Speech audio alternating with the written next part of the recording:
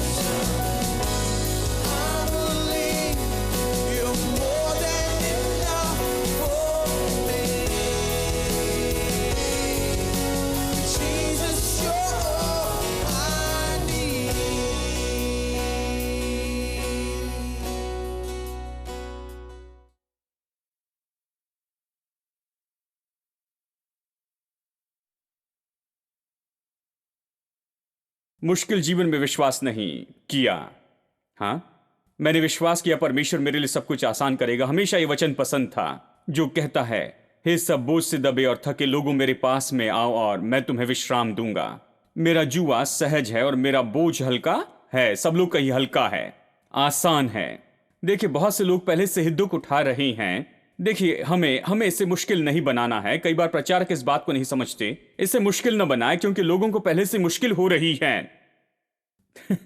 Hello, लोगों का जीवन पहले से बहुत मुश्किल है। जीवन उनके लिए पहले से बहुत मुश्किल है। मसीह संदेश तो ये है कि यीशु के पास में आए तो ये हो जाएगा बहुत ही हल्का और बहुत ही सहज।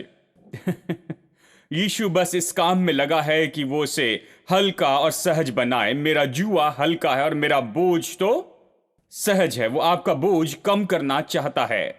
आप बहुत लेकर चल रहे हैं, भारी बोझ में दबे हैं, बोझ के तले हैं, और जब आप यीशु के पास में आते हैं तो ऐसा नहीं कि और ज्यादा बोझ और ज्यादा मुश्किल हो। वो आपकी बोझ को हल्का कर देता है।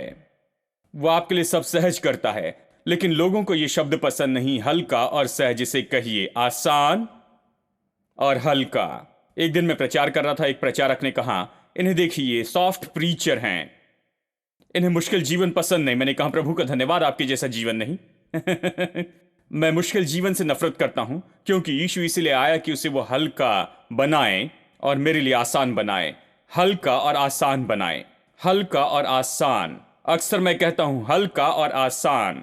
यीशु इसे हल्का और आसान बनाता है। जब मुश्किल और चुनौतियों का सामना करता हूं, जीवन में मुश्किल का सामना करता हूं, जब मैं सामना करता हूं, जानते हैं, जो चीजें बहुत ही मुश्किल दिखाई देती है, जानते हैं, मैं कहता हूं मेरा परमेश्वर इसे हल्का और आसान बनाता है। उस समय आपको कहना है, जो आप देख रहे हैं उसके बारे में नहीं कहना है। आपको ये नहीं कहना है, मैंने सोचा था ये हल्का और आसान होगा, लेकिन देखो इसे, नहीं, ये हो जाएगा हल्का और आसान, हल्का और आसान। मैं आपको बताऊं, जब मैंने अपने मुंह से इस बात का अंगीकार करना शुरू किया कि ये हल्का और आसान होगा, तो मैंने पाया कि जीवन ऐसा हो गया, इतने साल में हल्का और आसान होते चला गया है। ये ऐसा हो जाता है। आप कोशिश कीजिए, मुश्किल जीवन के बारे में बोलना बंद कीजिए, अपने पसीने के बारे में कहना बंद करें, अपनी मेहनत के बारे में कहना बंद कीजिए, घमंड करना बंद कर दे अपने पसीने और अपनी कड़ी मेहनत पर। यह कहना शुरू करें कि कैसे यीशु इसलिए आया कि इसे हल्का और इसे बहुत ही सहज बना दे। जब आप काम पर जाते सब मुश्किल होता है तो कहें, यीशु इसलिए आया कि इसे आसान बना दे। हल्का और आसान, यह आसान है। मैं आपसे कहूं, जब आप इसे कहेंगे तो यह आपका हो जाएगा। यह बिल्कुल ऐसे ही है, हल्का और आसान। यानी पूरी ईमानदारी से अपने दिल की चौकसी करनी है, क्योंकि दिल तो बहुत महत्वपूर्ण जगह है। इसको बाड़ा बांध के रखे, इस पर ताला लगाए। आपको निश्चित करना है कि इस तरह की बातें, बेकार की बातें उसमें ना आए। इस तरह की बेकार की बातें जो आपको रोकती है परमेश्वर की आशीष और परमेश्वर की संपत्ति में आने से, परमेश्वर की आजादी से बहने वाली आशीष में ये जीवन का आनंद उठाना आपके लिए मुश्किल करता है। सबसे ऊंचा आनंद नहीं उठा सकते, क्योंकि आपने सबसे निचले वाले विचारों को ले लिया है। देखिए, हमें सावधान रहना होगा। आशा आप समझ रहे हैं। टीवी पर जो सारी बेकार की बातें देखते हैं उसे आसानी से आप निकाल कर फेंक सकते हैं, लेकिन इसमें बहुत मुश्किल होता है, क्योंकि धार्मिक विचार होते हैं। हेलो। और ये इसे निकालना बहुत ही आसान नहीं होगा। ये गोंद के जैसे आपसे चिपके हुए रहता है और ये कभी नहीं निकलता। और आपको लगता है ये निकल गया, लेकिन ये वहां पर होता है। आपको निकालते रहना पड़ता, निकालते रहना पड़ता। मैं धार्मिक गंदगी को जानता हूं। जो आप भीतर आने देते हैं तो ये गोंद के जैसे चिपक जाता है। इसे भीतर आने न दे। अपने जीवन में परमेश्वर की आजादी से बहने वाली आशीष का आनंद उठाना सीख ले। आमेन। क्योंकि हृदय तो बहुत ही महत्वपूर्ण जगह है, ये निर्णय लेने की जगह है। नीति वचन 16 में देखिए, वचन 9 में यह कहता है, मनुष्य मन में अपने मार्ग पर विचार करता है। सरल शब्दों में कहे तो इसका यह अर्थ है, मनुष्य का हृदय निर्णय लेने की जगह है। वो अपने मार्ग निश्चित करता है, मतलब इन सारी बातों को देखता है, उसका मूल्यांकन करता है और निर्णय लेता है। दिल बहुत महत्वपूर्ण है, परंतु यहोवा उसके पैरों को स्थिर करता है। तो दिल बहुत ही महत्वपूर्ण है, क्योंकि यह निर्णय लेने का केंद्र है। अगर आप इसमें गलत बातें, बेकार की बातें रखते चले जाएं, तो फिर आप गलत निर्णय लेने लगेंगे, क्योंकि आपने वहां पर जो गंदगी है उसके आधार पर निर्णय लिए हैं जो आपके दिल में है। आमेन। अब चलिए मैं मुंह के बारे में भी कुछ बातें आपको बता देता हूं। शायद अगले हफ्ते मैं मुंह के बारे में आपको और ज्यादा बताऊंगा, लेकिन चलिए देखते हैं रोमियो अध्याय 10 वचन 17। अतः विश्वास सुनने से और सुनना मसीह के वचन से होता है। परंतु मैं कहता हूं, क्या उन्होंने नहीं सुना? सुना तो अवश्य है, क्योंकि लिखा है, उनके स्वर सारी पृथ्वी पर और उनके वचन जगत की छोर तक पहुंच गए। मैं फिर कहता हूं, क्या इस्राएली नहीं जानते थे? वो क्या कहता है? पहले वो कहता विश्वास सुनने से आता है, परमेश्वर का वचन सुनने से आता है। तो ये कह रहा है विश्वास कैसे आता है? विश्वास सुनने से आता है, परमेश्वर का वचन सुनने से। अगर ये सही है, हाँ, यदि ये ऐसा है, तो इस्राएली लोगों को क्या हुआ था? वो कहता है, क्या उनमें विश्वास नहीं आया? उन्हें क्या हुआ था? क्या उन्होंने नहीं सुना? क्या उन्होंने नहीं सुना? वचन 18 कहता है, क्या उन्होंने नहीं सुना? हाँ, अवश्य ही सुना। उनके स्वर सारी पृथ्वी पर, उनके वचन जगत की छोर तक पहुंच गए हैं। इस्राएली लोगों में यह समस्या नहीं थी कि उन्होंने नहीं सुना।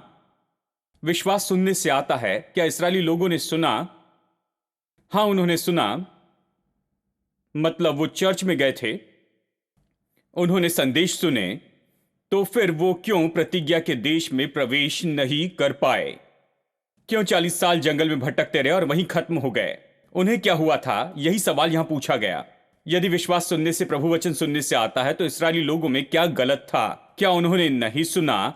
यह कहता है उन्होंने सुना, क्योंकि इस खबर का स्वर जो था, ये सुसमाचार तो हर जगह फैल चुका था। उनमें से एक भी नहीं कह सकता था मैंने इसे नहीं सुना, इसलिए मुझे पता नहीं था।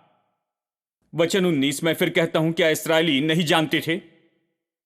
पहले तो मूसा कहता है, मैं उनके द्वारा जो जाति नहीं, तुम्हारे मन में जलन उपजाऊंगा और एक मूढ़ जाति के द्वारा तुम्हें रीस दिलाऊंगा। फिर यशायाह बड़े हियाव के साथ कहता है, जो मुझे नहीं ढूंढते थे उन्होंने मुझे पा लिया, और जो मुझे पूछते भी नहीं थे उन पर मैं प्रकट हो गया। परंतु इसराइल के विषय में वो ये कहता है, वो इसराइलियों के बारे में क्या कहता है, इसे सुनिए। मैं सारा दिन अपने हाथ एक आज्ञा न मानने वाले और विवाद करने वाली प्रजा की ओर पसारे रहा। अब यहां शब्द आया है विवाद करने वाली, लेकिन कहता है जो लोग जो विरुद्ध में कहते हैं, जो लोग इसके बिल्कुल उल्टा ही कहते जाते हैं। क्या मतलब है? मतलब यह है कि परमेश्वर कुछ कहता है। देखिए, विश्वास का अंगीकार बस यही तो है, जो परमेश्वर कहता आप वही कहे। प्रभु कहता मैं तुम्हारी जरूरत पूरी करूंगा, तो क्या कहेंगे? परमेश्वर मेरा चरवाहा है, मुझे कोई घटी नहीं होगी। प्रभु कहता वो मेरी जरूरत पूरी करेगा। जवान सिंह को कमी और घटी होगी, लेकिन मुझे कोई भली चीज की कमी नहीं होगी। मेरे लिए कोई कमी नहीं, कोई घटी नहीं। ये तो परमेश्वर ने कहा, और आप प्रभु ने जो कहा उसके साथ में मिलकर कहते हैं। यह अच्छा है, क्योंकि जो प्रभु ने कहा वो कहते हैं। लेकिन कहता है इस्राएलियों की समस्या यही थी कि वो आज्ञा भंग करने वाले थे, मतलब उन्होंने सुना लेकिन वचन की आज्ञा नहीं मानी। दूसरी समस्या उनको यही थी कि उन्होंने वो शब्द कहे जो परमेश्वर ने कहा था उसके बिल्कुल उल्टे ही थे।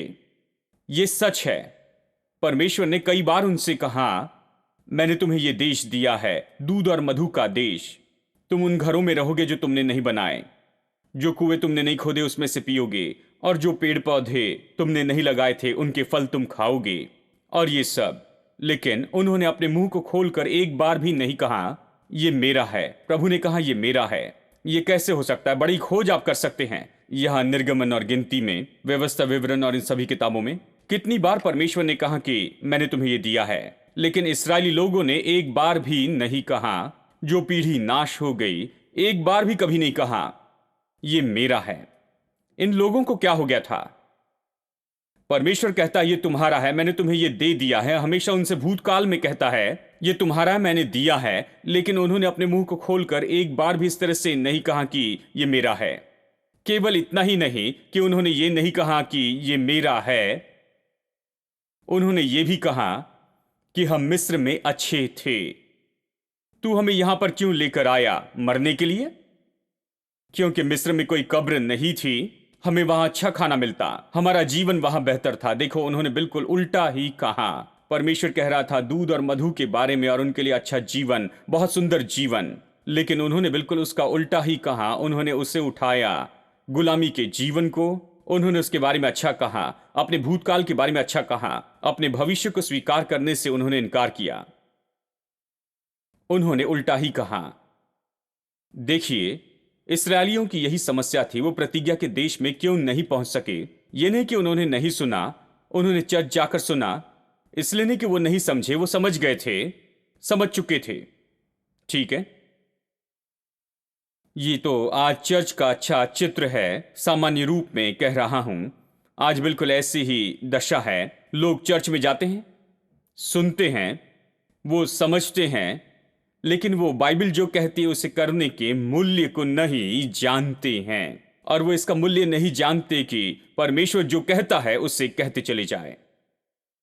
परमेश्वर जो कहता है उसे कहे बिना आप कभी वो नहीं पा सकते हैं जो परमेश्वर ने आपके बारे में कहा है। प्रभु ने शायद कहा होगा, मूसा ने प्रचार किया होगा, प्रभु ने ये कहा होगा, मैंने चर्च में यहां पर प्रचार किया होगा। परमेश्वर ने कहा होगा, किसी ने अपनी किताब में से लिख लिया होगा। परमेश्वर ने इसे कहा है और सभी लोग कह रहे हैं। लेकिन यदि आप अपना मुंह खोलकर इसे नहीं कहते हैं तो आप कुछ नहीं पाएंगे। शायद आप कहें ये बाइबल में, लेकिन ये आपके लिए कुछ भी नहीं करेगा, क्योंकि परमेश्वर ने ऐसे बनाया है।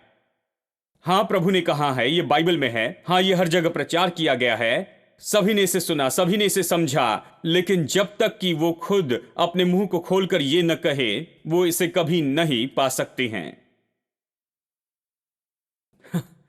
इसे कभी नहीं पा सकते। कल मैं मदुरई से आया हवाई जहाज से। हवाई जहाज में एक भाई से मुलाकात हुई। वो एक पास्टर थे, मैं उन्हें नहीं जानता था। उन्होंने मुझसे अपना परिचय करवाया, हम बातें करने लगे। अच्छे भाई थे। और जानते हैं, कुछ समय बाद कहा, देखिए सभी लोग कहते हैं आप संपन्नता के प्रचारक हैं, आप इसके बारे में क्या कहेंगे? मैंने कहा, आप इसके बारे में क्या सोचते हैं? कहा, पास्टर मैं सच में आपको बहुत पसंद करता हूं, मुझे आपकी शिक्षा पसंद है। मैं कभी भी आपका प्रोग्राम देखे बिना सोने नहीं जाता। पोथी गई पर हर शाम देखता हूं। मुझे आपकी विचारधारा बहुत ही पसंद है। बाइबल का अर्थ बताने, ये सच में प्रकाशन से भरा है, बड़ी क्रांति से भरा है, मुझे पसंद है। इस तरह से उन्होंने कहा। तो समस्या क्या है कहाँ? देखिए भाई, समस्या तो बस यही है, उन्होंने इसे सुना, उन्होंने सुना, समझते हैं और इसे पसंद भी करते हैं, लेकिन इसमें आ नहीं सकते हैं क्योंकि वो गलत संगति में हैं। इस तरह के जीवन में प्रवेश नहीं कर सकते हैं क्योंकि वहां फंसे हुए हैं। देखिए, उन्हें समस्या है। वो अच्छे भाई है, देखिए, शत्रु नहीं है, मेरे दोस्त हैं। वो मेरे प्रोग्राम देखते हैं, अच्छे से ध्यान से सुनते हैं, लेकिन इनमें प्रवेश करना उनके लिए बड़ा मुश्किल होता है। जैसे मैंने इसमें प्रवेश किया है, आपने प्रवेश किया है, क्योंकि एक खास परंपरा में उनकी परवरिश हुई है और वहां बहुत से दिमागी रुकावटें हैं। इसलिए जब भी वो अपना मुंह खोलते हैं तो हमेशा केवल विपरीत बातें ही बाहर आती हैं। मुंह खोलकर कहते हैं, क्या समस्या है? देखिए, क्या समस्या है? उन्होंने कहा, देखिए भाई, आप जानते हैं, सभी प्रचारक कहते हैं कि हमें सरल होना है और साधारण जीवन जीना है। मैंने कहा, हम तो सरल लोग हैं, केवल हवाई जहाज से यात्रा कर रहे हैं, आज मद्रास की ओर जा रहे हैं।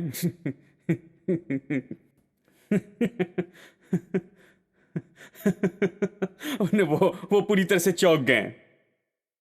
मैंने कहा, हाँ, मैं आपको बताऊं, मैंने कहा, परमेश्वर हमारा स्वर्गीय पिता है और परमेश्वर बहुत ही सरल है। बाइबल के आखिरी 2 पन्ने आप पढ़िए, परमेश्वर के निवास स्थान के बारे में बताते हैं।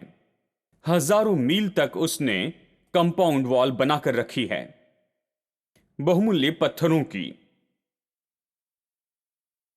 वो बहुत ही सरल है। उसने सोने की सड़कें बनाई हैं। आप सब हंस रहे हैं, कह रहे हैं, मेरे प्रभु, आप इसे सरल कह रहे हैं। यह परमेश्वर के लिए सरल है क्योंकि बहुमूल्य कीमती पत्थर, जैसे यहां धूल पड़ी है, वैसे प्रभु के लिए है। हेलो, आप सोचते हैं कीमती पत्थर बहुत ही बड़ी बात है, इसलिए आप उसे लेते हैं तो उसे बस लेकर लॉक में रखते हैं और सोचते हैं ये बहुत बड़ी बात है, लेकिन प्रभु के लिए ये तो बस धूल है, केवल रेत है, उसके लिए कुछ भी नहीं है। उसने सब बनाया है, तो वो कीमती पत्थरों की ओर देखता है और ये उसके लिए कुछ भी नहीं है। कहता, ईंटें मत उपयोग करो, हमारे पास ये बहुत पत्थर हैं, हम इन पत्थरों का क्या करेंगे? ईंटों का ऑर्डर मत करना, बस हजारों मील की जो कंपाउंड वॉल है वो कीमती पत्थरों से बना लेते हैं। यानी पहला एक कीमती पत्थर रखना, फिर दूसरा रखना, फिर उसके ऊपर एक और, बस ऐसे ही इसे बनाते चले जाना, क्योंकि हमारे पास में ऐसे बहुत हैं। हाँ, और इसलिए ये उसके लिए कुछ नहीं। सड़क के बारे में क्या? हमारे पास पैसा नहीं है कि टार रोड बना सके। कुछ गांव में, जानते हैं, कुछ गांव में हर तरह के गड्ढे वहां पर दिखाई देते हैं। हम पूछे क्या हो गया, क्या रोड रिपेयर नहीं करते हैं? तो कहते हैं पैसा नहीं है, पैसा नहीं है। टार रोड मुश्किल हो गए थे, प्रभु का धन्यवाद, अभी अच्छी सड़कें बना रहे हैं, अच्छी सड़कें उपलब्ध हैं। टार रोड हमारे लिए इतने मुश्किल हो गए हैं, लेकिन प्रभु ने कहा चलो कुछ सड़कें बना लेते हैं। और कहा सबसे सस्ती चीज कौन सी उपलब्ध है स्वर्ग में? उन्होंने कहा सोना। तो उसने कहा ठीक है, लेकर आओ, चलो सोने की सड़क बनाते हैं, क्योंकि बहुत ज्यादा है, बहुत ज्यादा सोना है।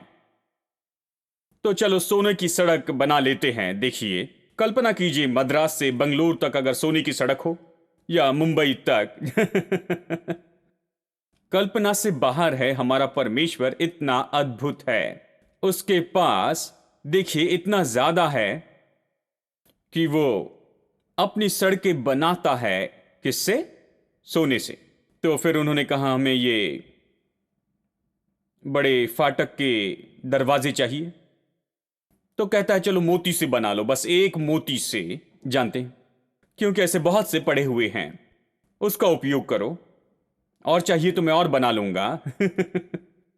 बहुत ज्यादा है, उसका उपयोग करो। हेलो, क्या आप समझ रहे हैं? मैंने कहा भाई, हमारा पिता बहुत ही सरल है, तो चलो हम भी उसी के जैसे सरल हो जाएं।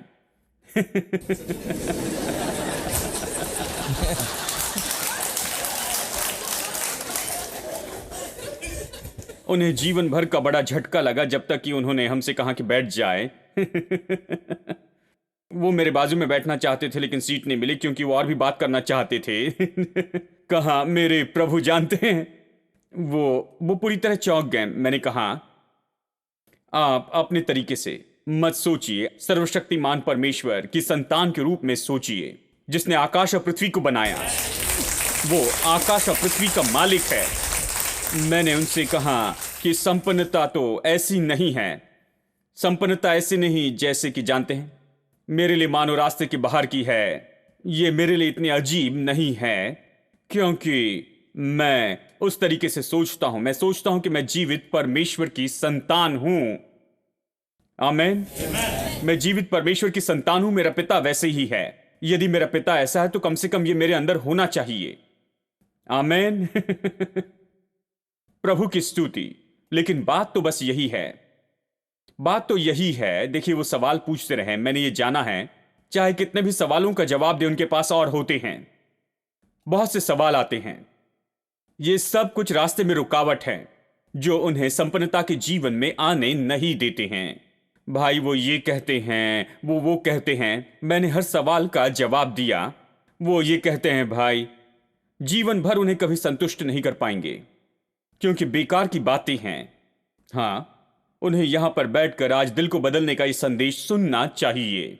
उन्हें पूरी तरह से नया दिल चाहिए। चाहिए कि जो सारी बातें वहां पर बोई नहीं गई है, पिता के द्वारा नहीं बोई गई, उसे निकालकर वहां नई चीजें बोना है कि वो नई तरह का जीवन प्राप्त करे। और मैं आपसे कहूं कि परमेश्वर अद्भुत परमेश्वर है। आप जैसे सोचते वैसे प्रभु नहीं, वो मनुष्य के जैसे नहीं। प्रभु अद्भुत परमेश्वर है। उसमें कोई शॉर्टेज नहीं, उसमें कोई कमी नहीं, उसमें कोई घटी नहीं है। तो वो इसे हमारे लिए क्यों मुश्किल बना दे? हेलो, देखिए, जीवन को मुश्किल बनाने की जो विचारधारा है परमेश्वर के लिए बिल्कुल अजीब है, क्योंकि परमेश्वर तो बहुतायत का परमेश्वर है। वो कोई कमी और कोई घटी नहीं जानता है। उसमें कोई कमी नहीं, कोई घटी नहीं, तो इसे मुश्किल बनाना क्यों चाहेगा? इसे अपने मन से निकाल दे, मन से गंदगी को दूर कर दे। आप अपने मन, अपने दिल, अपने मुंह को ट्रेन करे और तैयार करे कि ये चलने लगे ऐसी संपत्ति में जिसके लिए कोई कष्ट नहीं है। और मैं बताऊं, जब आप इसे तैयार करेंगे, आप धनी जीवन जी सकते हैं बिना किसी कष्ट के। ये आपके जीवन में वास्तविकता होगा। You have given me the oil of gladness, the garment of praise instead of mourning, a shining crown instead of ashes, glory in the place of despair. You have given me the oil of gladness, the garment of praise instead of mourning, a shining crown instead of ashes, glory in the place of despair. For I delight greatly in you, my soul rejoices and sings. Took my empty life and filled it with every good thing. You have given me oil of gladness, garment of praise.